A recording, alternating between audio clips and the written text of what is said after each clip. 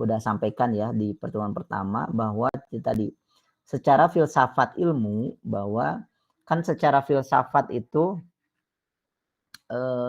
di dalam pohon filsafat itu kan ilmu itu sebenarnya bagi dua ya. Ada ilmu-ilmu alam gitu ya, ilmu-ilmu sosial gitu ya. Ilmu-ilmu alam itu ya tadi ilmu eksak lah ya bahasanya. Dia melihat realitas alam dunia ini, alam semesta ini dan isinya hanya sebatas statis gitu ya. Misalnya kalau melihat tumbuhan ya tumbuhan dari sisi struktur tumbuhannya gitu ya. Kenapa dia tumbuh, kemudian pupuk dan sebagainya. Ketika dia melihat hewan ya hewan apa yang ada di dalam hewan itu gitu ya. Berat badan hewan sebagainya gitu. Ketika lihat manusia, ilmu alam itu ya apa yang ada di dalam manusia gitu ya. Ketika melihat bumi gitu ya, tata surya ya hanya sebatas tadi ya bumi mengitari matahari sebagai pusat tata surya dan sebagainya. Nah, tetapi kalau ilmu-ilmu sosial gitu ya itu berbeda gitu ya. Jadi apa aja ilmu-ilmu sosial ya tadi ya sosiologi, psikologi, ilmu hukum termasuk ilmu komunikasi. Nah, tetapi ilmu komunikasi ini bahwa kemarin yang saya pernah sampaikan bahwa dia tidak memiliki tidak memiliki ilmu yang filsafat yang memang secara dalam gitu ya. Karena kenapa? Karena dia ilmu komunikasi itu kan dulunya adalah ilmu bahasa ya. Ilmu bahasa gitu ya. Nah, itu banyaknya dipengaruhi sehingga ilmu komunikasi itu banyak dipengaruhi teori-teorinya, grand teorinya banyak dari ilmu sosiologi, banyak ilmu psikologi, kemudian ada ilmu antropologi gitu ya, berbicara tentang budaya gitu ya di dalam sebuah masyarakat, ilmu sosiologi bagaimana melihat interaksi gitu ya antar masyarakat dari sisi pesan tentunya tadi ya disebutkan komunikasi pesan. Kemudian psikologi gitu ya tentang diri manusia gitu ya, diri kita berinteraksi dengan diri kita dan sebagainya. Itu juga sama dilihatnya dari pesan. Sehingga dia tidak berdiri sendiri gitu ya secara filsafat. Makanya teori-teorinya gitu ya banyak tadi berkaitan grand teorinya adalah misalnya grand teori behaviorisme, kemudian grand teori psikologi kognitif misalnya. Nah itu teori-teori yang dimasuk oleh ilmu komunikasi. Nah, kemudian objek ilmunya apa? Tadi ya objek ilmunya ada dua, objek material dan formal. Tentunya objek material dari objek ilmunya komunikasi adalah manusia ya. Tetapi manusia dari apa? Dari tingkah lakunya. Gitu ya. Berbeda dengan objek material sebagai ilmu alam, ilmu biologi sama dia manusia tetapi dari sisi organ tubuhnya manusia. Gitu ya. Tetapi kalau ilmu komunikasi tadi dari tingkah lakunya. Kemudian secara formal, objek formal ilmu komunikasi itu usaha menyampaikan pesan antar manusia gitu ya. Jadi spesifiknya adalah tingkah laku seperti apa tadi ya. Karena di dalam sosiologi itu sama ya berkaitan dengan tingkah laku. Tetapi di dalam komunikasi formalnya adalah pesan gitu ya. Pesan yang disampaikan oleh manusia. Gitu ya. Poinnya pesan yang disampaikan oleh manusia. Nah, inilah yang membedakan hakikat dari ilmu komunikasi. Makanya biasanya misalnya di dalam tugas akhir gitu ya.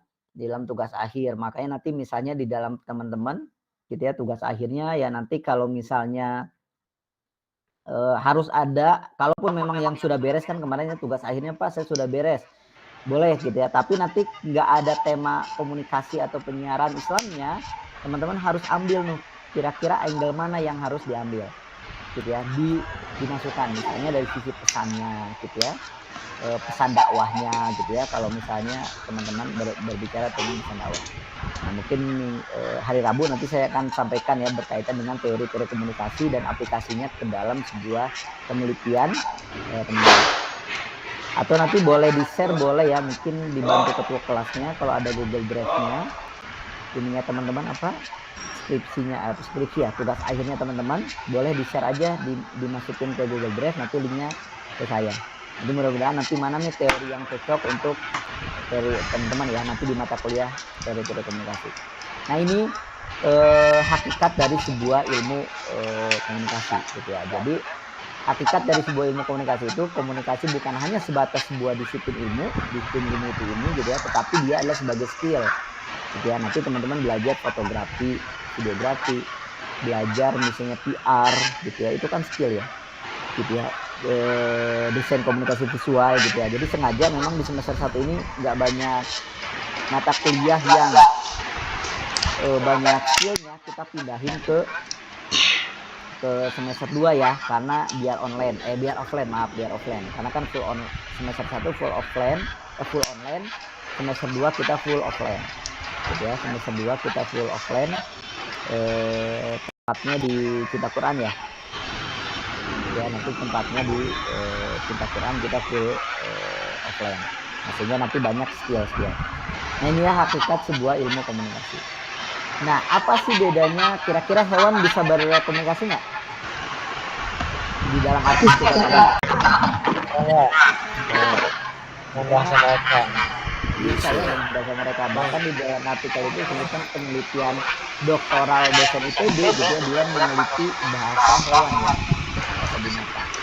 Nah tetapi yang harus digarisbawahi bahwa bahasa semut ya, nah di apa kita kan berkomunikasi dengan semut ya gitu ya. Jadi bahwa sebenarnya hakikat hewan itu bisa berkomunikasi ya, tetapi apa yang membedakan, saya konteks di dalam artikel tadi adalah Prof. Dedi melihat bahwa dia kan membandingkan bagaimana sih komunikasi manusia dan komunikasi hewan ya.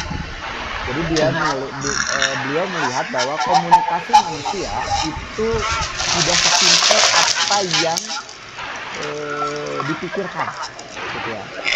Makanya nggak bisa gitu ya, alat detektor gitu ya menguji kebohongan terhadap manusia itu nggak bisa, karena tadi komunikasi manusia itu unik gitu ya. Komunikasi manusia itu unik, berbeda dengan hewan itu linear gitu ya. Hewan itu akan berkomunikasinya dengan insting. Makanya kenapa tadi insting beo udah diajarin la ilaha illallah dia bisa, tetapi insting ketika ada orang yang memburu ada hewan yang memburu, ya dia nggak la ilaha illallah, nggak gitu, tetap aja ciat gitu ya, instingnya yang keluar gitu ya, jadi dia sebenarnya tadi berkomunikasinya adalah karena insting ya, karena insting. Contoh lagi gini, di dalam sebuah buku, kalau teman-teman baca buku Pengantar Ilmu Komunikasinya sama Prof. Dedi Mulyana, dia bilang bahwa kalau halnya komunikasi hewan sama dengan komunikasi manusia gitu ya, kalau halnya sama komunikasi hewan dengan komunikasi manusia, maka gitu ya, kelinci itu bisa belajar tentang kesalahan di dalam melihat sebuah realitas. Contohnya gini, ketika kelinci kalau dikejar itu dia lari cepet nggak? Iya. Cepat kan? Tetapi larinya kan berhenti. Lari berhenti, bener nggak? Beda dengan lari kucing. Gitu. Tapi larinya kelinci itu lari berhenti gitu. Instingnya gitu ya, instingnya. Bayangin kalau lompat-lompat, iya maksudnya larinya lompat-lompat diam gitu ya. Maksudnya. Bayangin kalau misalnya kelinci itu berada di jalan tol. Katakan keluarga kelinci sedang berada di jalan tol gitu ya. Kemudian dia nyebrang. Ketika dia nyebrang, otomatis kan pasti dia tadi ya, nyebrang itu gak mungkin langsung loncat terus kayak kancil misalnya. Enggak, pasti dia loncat diam gitu. Nah ketika loncat diam, dia ketabrak misalnya. Nah apakah orang tuanya yang melihat anaknya akan bilang ke adik-adiknya, Dek, kamu jangan kayak kamu ya, nanti kalau kamu lari gitu ya, kamu jangan loncat diem, terus aja deh gitu. Enggak gitu ya. Artinya dia bisa berkomunikasi dengan sesamanya, atau tadi yang dibilang bahasa kaumnya, bahasa dianya gitu ya, tetapi dia tidak mentransfer knowledge. Ingat ya, komunikasinya dia tidak mentransfer knowledge. Dia tidak bahasa Prof. Dedi itu menyebutnya dia tidak menafsirkan makna dan dia tidak membentuk makna gitu. Makanya di awal saya bilang simulasi bahwa apa namanya, misalnya apakah pulpen, ini apa pulpen ya, ini apa pulpen ya, Pulpen, Pak. oke.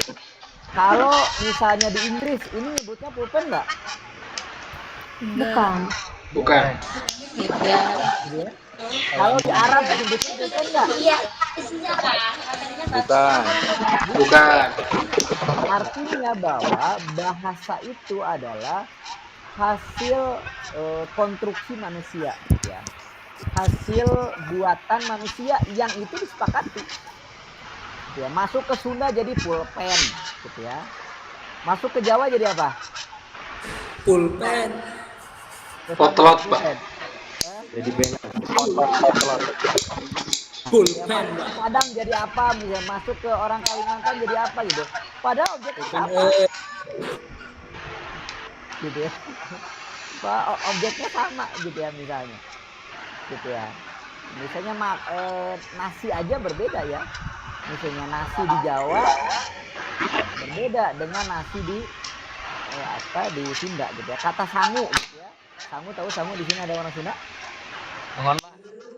Ada Pak. Sangu itu apa sangu itu? Sangat sekolah. Sangu. Bahasa Sunda ada bahasa Sunda sangu itu apa? Bekel. Nasi. Bekal itu bahasa Jawa. Nah, sangu bahasa Jawa bekal. Bekal. Gitu ya, sangu gitu ya, bahasa Jawa bekal. Tetapi sangu bahasa Sunda adalah nasi gitu ya. Makanya saya ingat ketika saya kecil di Surabaya. Ketika di Surabaya nenek itu mainlah ke Surabaya. Saya minta sangunya gitu ya, bekal sekolah, malah dikasih nasi gitu ya. Saya malah dikasih nasi gitu. Padahal kata yang sama, tafsirnya berbeda. Gitu ya. Nah, itu tadi ya komunikasi manusia. Jadi komunikasi manusia itu tadi makna itu diciptakan oleh orang, bahkan diciptakan oleh komunitasnya. Gitu ya. Contohnya gini, mungkin bagi teman-teman kata-kata afwan biasa ya. Afwan itu apa? Afwan Ustaz. Maaf. Bagi teman-teman anak pesantren kata afwan itu biasa. Gitu ya. Tetapi bagi anak kantoran yang kerja di misalnya kerja di mana di Jaksel misalnya atau di Jakarta gitu ya, di Jakarta Pusat, kata afwan itu aneh atau dia nggak tahu maknanya gitu ya. Saya punya cerita gitu, saya punya pesan kan Tasya itu pesan kampus Tasya kan pesan Islamnya cukup kental ya sama lah dengan cinta Quran gitu ya. Nah, saya punya dosen itu berasal dari lulusan umum lah gitu ya, lulusan kampus umum, kemudian dia kerjanya di lingkungan umum. Kemudian ada salah satu mahasiswa di WA ke dia, Ustaz, afwan, anak izin nggak masuk. Ya, udah dia jawab iya kan. Setelah itu dia absen, cari nama afwan. Nggak ada yang namanya afwan, tadi kan yang minta izin afwan. Nggak ada katanya nama afwan. Akhirnya nanya ke saya, gitu ya. Dia cari katanya nama afwan tuh nggak ada ya kata dia. Afwan itu maaf gitu. Afwan itu maaf gitu ya. Nah itu kan sesimpel itu gitu ya teman-teman, bahwa tidak bahasa itu tergantung budaya yang ada. Ya. Bahasa itu makanya di dalam etnografi komunikasi dari Delhams, dia bilang bahwa bahasa itu akan membentuk budaya gitu ya. Makanya jadi saya minta mahasiswa dia minta untuk meneliti tentang ritual makna, pesan dan simbol ritual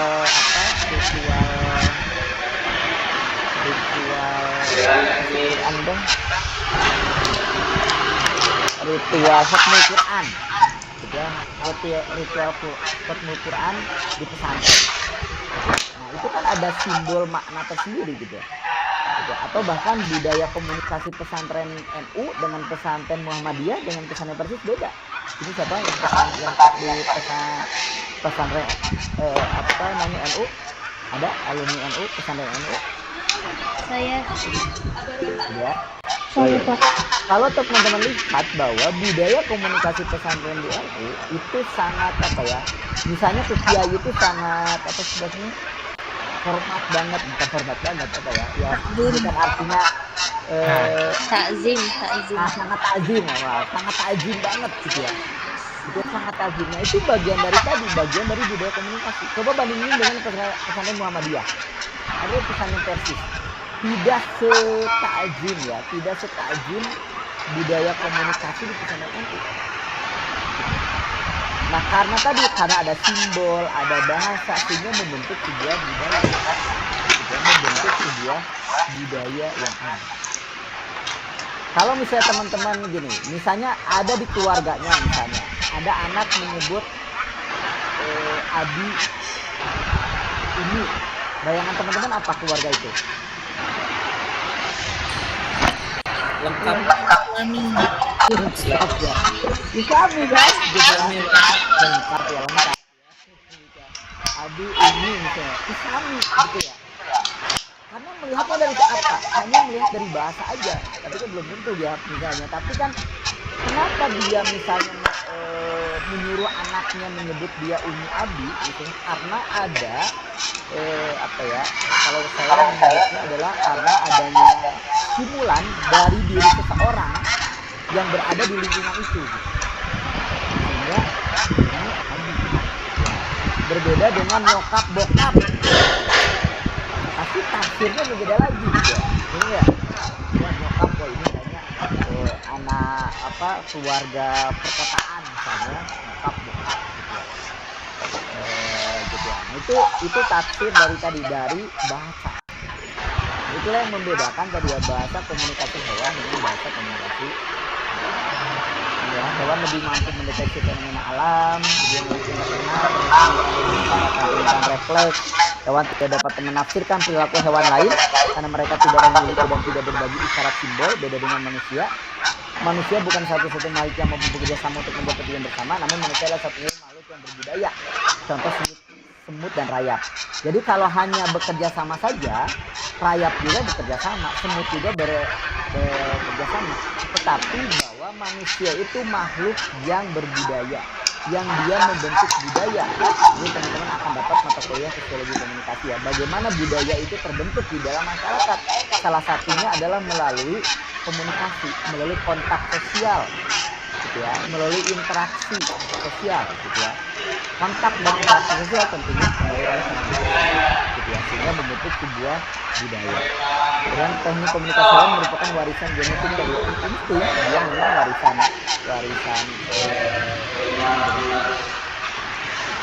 Oke. Komunikasi, manakah di antara kasus di bawah ini yang merupakan aktivitas komunikasi? Coba. Suatu petang, coba ya bayangin, saya bacakan. Suatu petang Anda berdiri tajud di tepi padang ilalang dan berkata, wahai rumput yang indah, sungguh indah pemandangan ini. Coba tulis ya. Nomor 1, komunikasi atau bukan? Tulis di kolom komentar. Suatu petang Anda berdiri di takjub di tepi padang ilalang dan berkata, wahai rumput yang bergoyang, sungguh indah pemandangan ini. Itu aktivitas komunikasi atau bukan?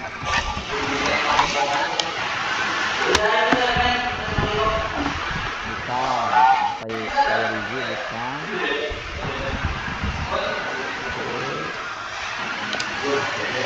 Bukan. Nomor 1 bukan. Aktivitas komunikasi bukan. Tidak. No. Oke, semua aja tidak ya. Oke, sekarang nomor 2. Oke, bukan. Sekarang nomor 2 ya. Dan nomor 2. Suatu hari Anda berkunjung ke makam kakek. Ya, berarti kita berkunjung ke makam kakek. Diri Anda berkata, kakek, jika selama hidup cucumu selalu membuatmu kesal, maka maafkanlah. Dia bilang gitu ke makam kakeknya. Komunikasi atau bukan?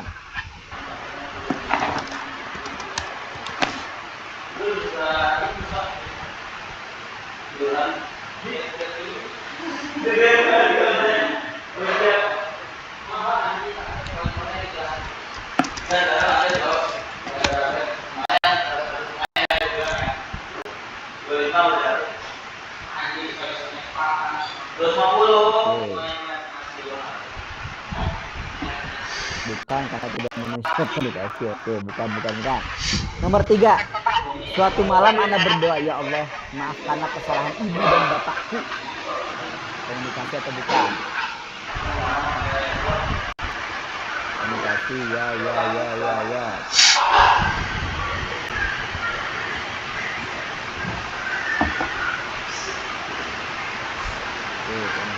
ya. Oke. Selanjutnya nomor 2, 3, 4 ya, nomor 4. Anda berkata pada kucing kesayangan, Pus, mari sini biar kuelus. Komunikasi atau bukan?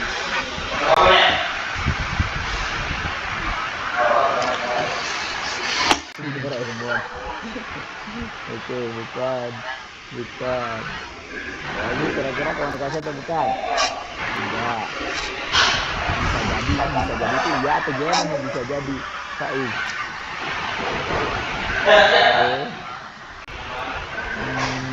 Mulai bingung. Kira-kira mulai bingung. Oke, yang ke 1, 2, 3, 4, yang kelima ya, terakhir. Anda berkata pada teman, wah maaf ya kemarin saya lupa menelpon. Komunikasi atau bukan? Itu baru tuh dikasih ya. Tapi yang bingung yang nomor 2, 3, 4. Ada di nomor 4 ya. Oke. Perhatikan terkait dengan perilaku berhubungan dengan komunikasi ini dalam bukunya Deterjen ya, di dalam buku Deterjen terkait dengan komunikasi. Jadi pertama adalah kita akan lihat dari segi perilaku penerima. Jadi perilaku penerima dan perilaku sumber. Jadi ya, perilaku penerima ini ada yang satu, dia tidak diterima, jadi si penerimanya tidak menerima ya, tidak menerima pesan itu. Yang kedua adalah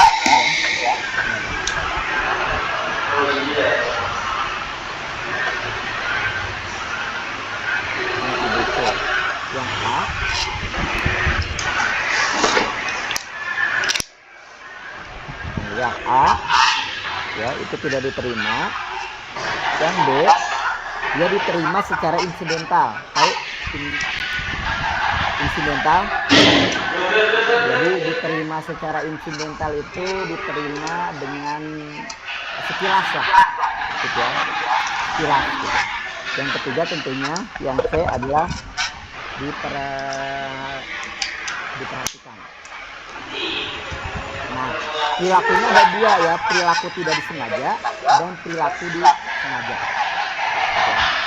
Perilaku disengaja ini ada dua, disengaja secara non verbal, tahu ya perbedaan komunikasi verbal dan non verbal. Itu ya, non verbal itu yang diucapkan, non verbal itu tadi ya mimik sebagainya lah gitu. Gerak tangan dan sebagainya. Nah, kira-kira 1A perilaku dia si penerima tidak menerima dan perilakunya tidak disengaja. Kira-kira contohnya apa? Perilaku tidak disengaja ya, jadi si orang yang memberikan pesan ya, jadi kan ini orang yang perilaku sumber ini kan secara ininya adalah disebutnya ini komunikator lah ya, ini komunikan kan ya, penerima. Kira-kira bisa nggak berikan contoh? Jadi si komunikatornya itu tidak sengaja ngirim pesan dan si penerimanya juga tidak menerima. Contohnya apa? Bisa berikan contoh? Atau yang gampang dulu deh. Yang A, yang 3A. Ya, 3 dulu. Jadi pesan verbalnya, jadi orang ya komunikator menyampaikan pesan verbal yang ngomong, tapi si perilaku penerimanya tidak menerima. Contohnya apa? Contohnya kayak gimana?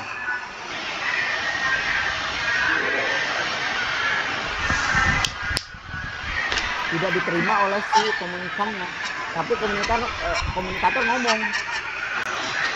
Bicara ngomong Sama kakek yang meninggal Pak. Iya, ngomong Kuburan. Oke ya. Dia kakek yang meninggal di kuburan.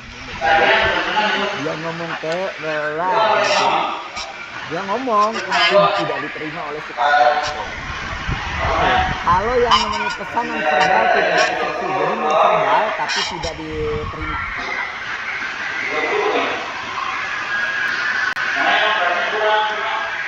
Kira-kira pesanan non verbal itu kan bukan bicara ya. Kira-kira apa contohnya? Ngobrol sambil nangis.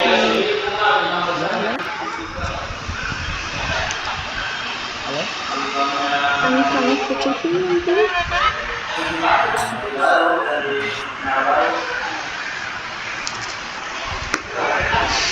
Saya ada Hilang Pak. Hilang Pak. keluar ya.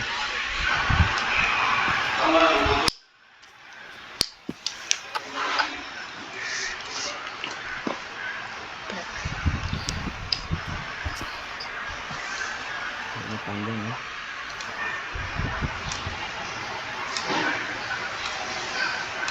Karena waktu ya, saya jelasin aja. Ini Pak, berdoa dalam hati. Dalam hati ya. Misalnya pesan non verbal itu kamu gini, ya apa ya namanya, mendadak orang, nah menggunakan tangan, tapi orang itu tidak melihat kita. Woi gitu ya, tapi tidak bersuara. Nah itu kan perilaku disengaja, ini enggak? Komunikasi sengaja. Kalau perilaku tidak disengaja dan tidak diterima apa?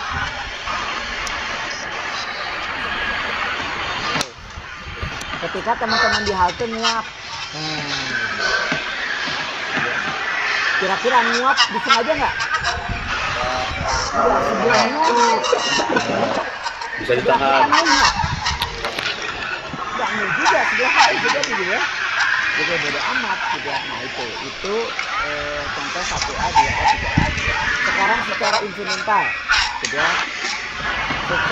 Jadi perilaku tidak disengaja dan dilihat secara sekilas apa?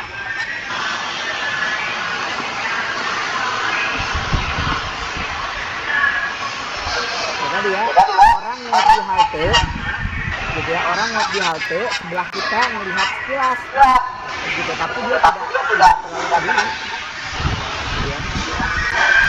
Tidak terlalu peduli, tapi dia lihat, tidak, tapi tidak itu secara sekilas ya. Kemudian kalau yang perilaku disengaja tadi ya, pesan verbal, misalnya tadi ketika dia lihat sekilas gitu ya. Nah ketika ketemu saya, iya tadi kamu ini ya gitu, dia baru ingat gitu, dia lihat tapi dia sadar, tapi dia apa ya, sekilas gitu, dan dia baru sadarnya ketika dia sudah pergi. Dia sadar manggil saya gitu ya. Nah itu kalau pesan verbal instrumental, teman-teman teriak tapi dia kedengaran sekilas gitu ya. Nah itu ini kalau pesan verbal diperhatikan tadi ya, ketika ngobrol berdua itu jelas gitu ya. Kalau pesan non verbal diperhatikan apa?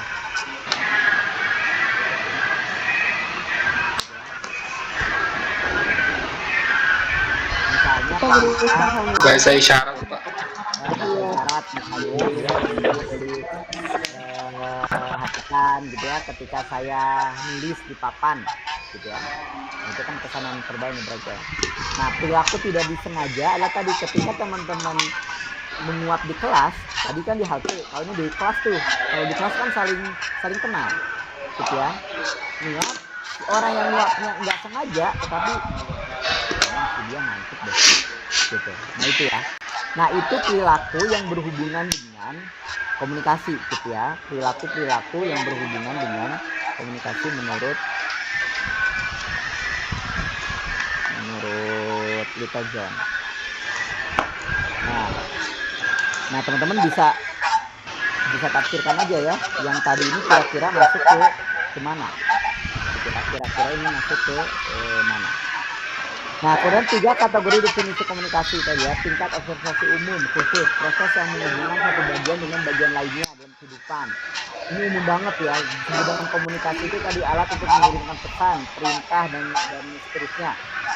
Kemudian ada disebut bahwa komunikasi itu tindakan kesengajaan, gitu ya. Suatu situasi yang memungkinkan sumber mengirimkan pesan kepada penerima dengan disadari untuk mempengaruhi perilaku penerima, gitu ya. Kemudian dari segi tingkat keberhasilannya ada yang menerjemahkan bahwa suatu proses pertukaran informasi untuk mendapatkan saling pengertian. Komunikasi adalah proses transmisi informasi. Nah, ini beberapa 3 kategori definisi dari komunikasi. Jadi definisi komunikasi itu banyak, gitu ya. Tergantung konteksnya kita mau mencari buat apa, gitu ya. Nah, saya ngambil dari 2 ya, dari Sulfianos, gitu ya. Jadi dia mendefinisikan bahwa komunikasi itu proses penciptaan makna antara 2 orang atau lebih. Jadi tadi ya, bukan hanya pesan. Kalau pengiriman pesan itu cenderung linear, gitu ya. Misalnya pesan linear itu tadi komunikator, gitu ya. Komunikator, pesan, dan komunikan, gitu ya. Jadi kalau menurut Sulfianos, gitu ya, dia bahwa komunikasi itu bukan hanya sebatas ini, tapi komunikasi itu bagaimana dia menciptakan makna antara keduanya, sehingga terjadilah sebuah proses feedback, memaknai pesan ini secara bersama, gitu ya, memaknai pesan ini secara bersama. Jadi penciptaan makna antara 2 orang atau lebih, gitu ya, sehingga tadi bahasanya tidak akan terjadi bahasanya miskomunikasi, gitu ya, karena penciptaan makna yang sama terhadap realitas yang ada, gitu ya. Nah, kalau menurut Onong, dia penyampaian pikiran oleh seorang komunikator kepada orang lain komunikan. Nah, ini cenderung yang atas. Konsep ini cenderung komunikasi dipandang sebagai linear, gitu ya. Kalau ini dipandang bahwa komunikasi itu cenderung disebutnya adalah sirkuler.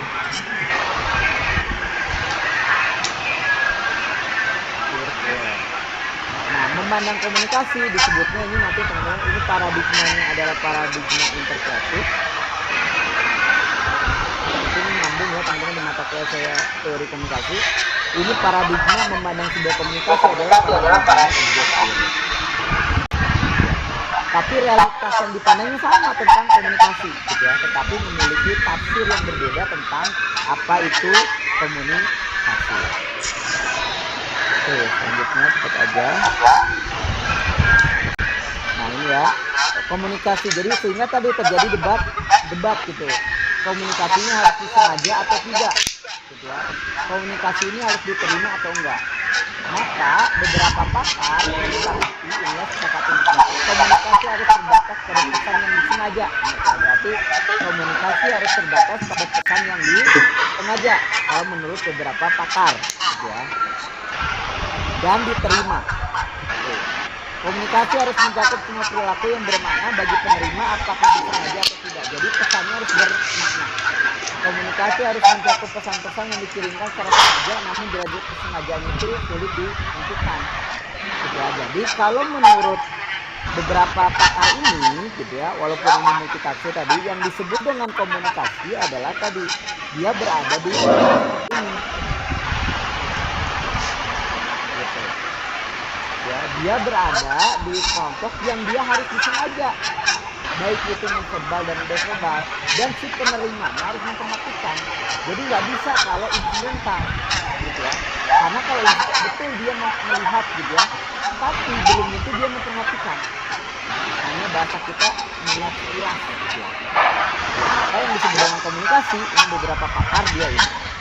Walaupun ini disebut sama komunikasi nggak bisa juga, gitu ya, menurut yang tafsir yang lain. Tetapi menurut tafsir beberapa pakar tadi bahwa yang disebut dengan komunikasi ini adalah 2. Sehingga kalau komunikasi ini adalah 2 tadi ya, bahwa komunikasi itu yang ini teman-teman bisa simpulkan, gitu ya, mana yang disebut dengan komunikasi dan mana yang disebut dengan tidak, gitu ya, ini. Nah, kemudian oke, di sini kalau tadi ya, kalau tafsir tadi disengaja nih, komunikasi itu harus di 2 ini, kira-kira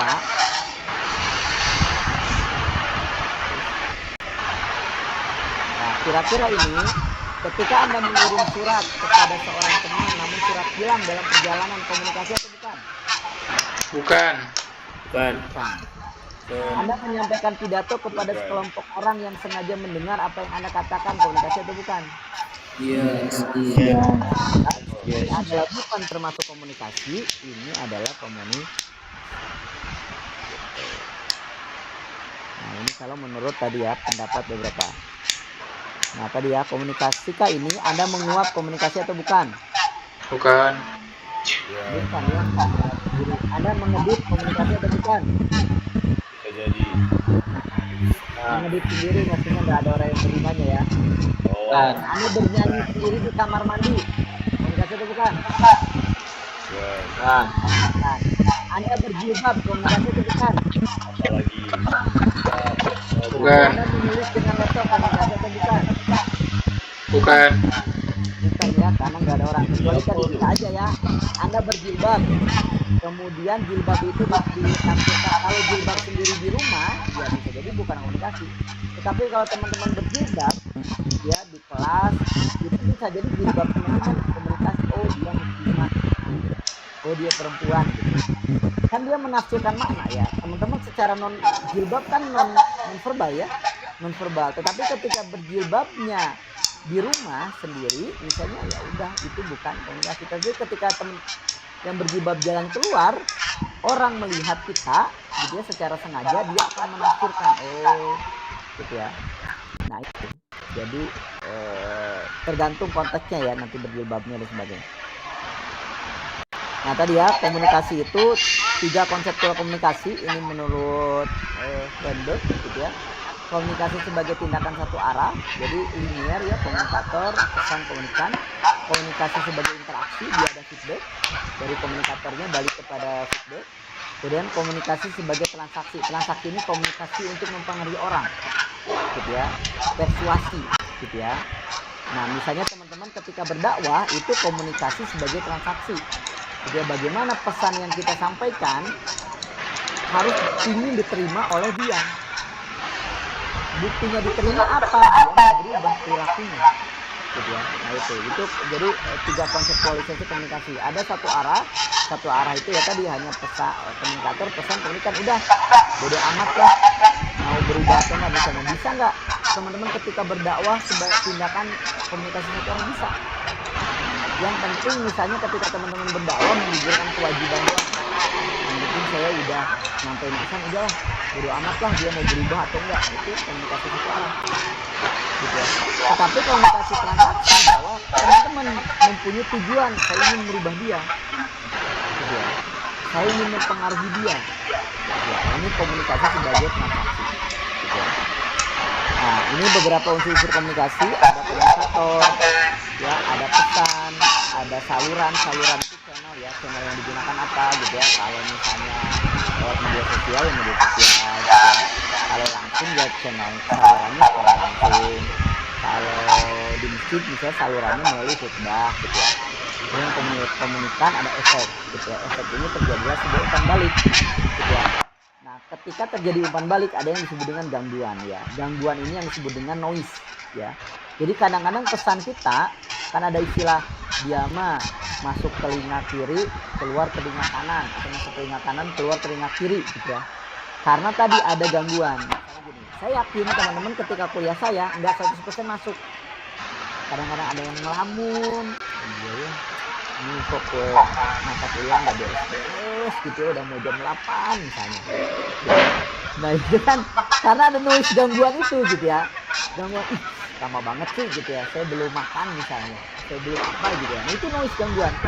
Nah noise itulah yang tadi tidak semua komunikator, saya kan sebagai komunikatornya, masuk, gitu ya, ke teman-teman. Karena di dalam manusia itu gangguan ya, ada gangguan. Bahkan kan ada bilang bahwa titik fokus manusia itu kan sebentar, juga titik fokus manusia itu sebentar, sisanya ya banyak gangguan-gangguan, pikiran melamun, mikirin ini mikirin itu, gitu ya. Sebagainya, ini gangguan. Nah prinsip komunikasi itu pasti itu, gitu ya. Ini menurut Laswell, gitu ya, sangat terkenal. Nah fungsi komunikasi itu menginformasikan, memberikan hiburan, membujuk, transmisi budaya, dan juga sebagai fungsi komunikasi. Dia fungsi pengawasan, fungsi korelasi, fungsi pewarisan sosial. Pewarisan sosial itu gini, di kampung itu ada misalnya budaya gotong royong ya. Atau misalnya gini, jangan namanya di kampung kalau nikahan hajatan, ya misalnya saya di Sunda gitu ya, hajatan itu biasanya yang bantu-bantu itu banyak, benar nggak? Betul Pak, rewang. Ya banyakan gitu yang bantu itu. Kira-kira yang bantu-bantu dibayar nggak? Enggak. Enggak. Hanya Bayar. dikasih tarik. Tergantung Ya, itu. hanya Tergantung, Pak. dikasih tarik doang gitu pulang bawa. Kira-kira orang tua kita pernah bilang nggak, nanti kamu kalau nikahan bantu-bantu ya ke orang itu? Enggak. Ya, secara alamiah aja gitu ya, fungsi pewarisan sosial itu terlibat dan sebagainya nggak ada yang ngajarin nanti ikut ya kamu, kalau enggak ini melanggar kebudayaan. Enggak. Nah itu tadi ya, fungsi komunikasi itu fungsi sebagai pewarisan sosial yang kadang-kadang kita tidak sadar gitu ya, yang kadang-kadang tidak sadar.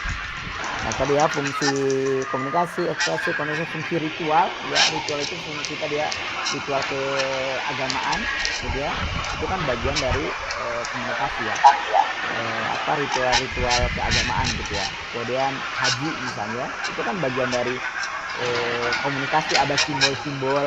Kenapa sih kita harus lempar jumroh gitu ya? Itu kan ada simbol, ada makna gitu ya ketika kita lempar jumroh gitu ya. Kenapa kita harus tawaf gitu ya? Misalnya kenapa kita harus mabit gitu ya? Kenapa kita harus berada di padang mahsyar gitu ya? Itu kan ritual itu mengandung tadi makna-makna yang ini. Kenapa sih kurban misalnya? Kurban kan bukan hanya sebatas memotong hewan, tetapi ada makna di balik kurban gitu ya. Itu bagian dari ritual. Nah mungkin itu saja dari saya berkaitan dengan materi hakikat dan fungsi dari sebuah komunikasi. Ya, minggu depan insya Allah saya akan menyampaikan materi tentang prinsip-prinsip komunikasi. Sampai sini ada yang ditanyakan? Yang belum absen siapa tadi? Ada satu orang nggak tahu yang belum atau hadir enggak? Di sini siapa? Pak Sutopo ya? Betul, Pak.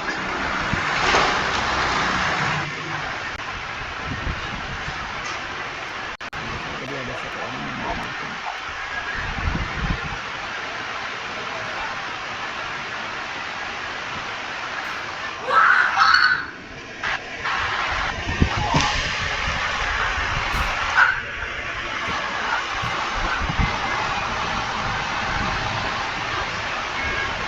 Azil Sifa, oh iya tadi ada ya. Adib Abdurrahman ada. Nadir. Oh ini Megi ini baru muncul nih. Adib Megi, ada. Ya, Pak. Ini baru muncul di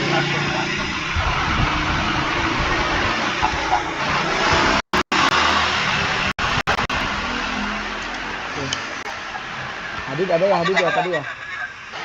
Ya Pak, ada. Ya. Oke. Baik, itu saja. Terima kasih. Kita akhiri tutorial kita dengan hamdalah. Alhamdulillahirabbil alamin.